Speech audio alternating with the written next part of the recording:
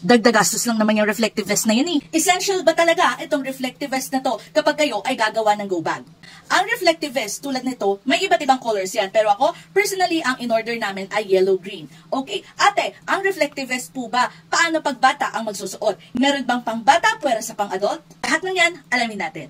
Huwag kayong mag-alala dahil ito ay one size fits all. Ibig sabihin, pwede siya sa bata, pwede din siya sa matanda. Kung matanda ang magsusuot, sabihin natin, matangkad ang magsusuot, ayan, a-adjust nyo lang po siya. At kung bata naman ang magsusuot, i-a-adjust nyo lang din po itong pinaka-belt ng ating reflective vest. So, itataas nyo lang siya, depende kung gaano katangkad or gaano kalaki ang bata. Ate, paano naman yun? Payat ako, baka masyadong maluwag ang reflective vest. Huwag kayong mag-alala, ang pinakailalim po ng ating reflective vest ay adjustable din. So kung kayo ay payat, pwede i-adjust nyo dito, at kung kayo naman ay may kalakihan, i-adjust nyo lang din po siya.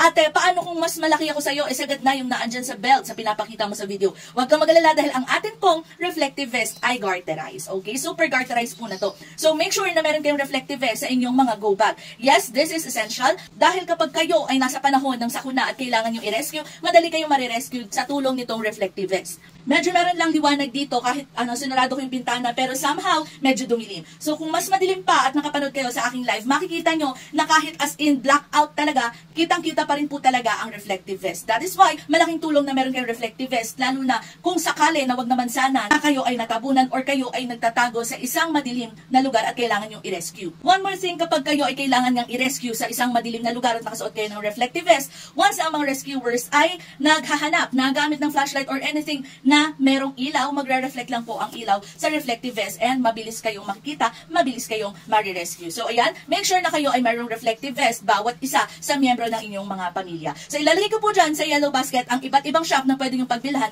ng reflective vest. Lahat na nang makikita kong okay na shop ay ilalagay ko dyan, kayo na lang po ang mamili. Just in case na ma-sold out sa isang shop, pwede kayong bumili sa another shop. So make sure to have your own reflective vest in your go bag.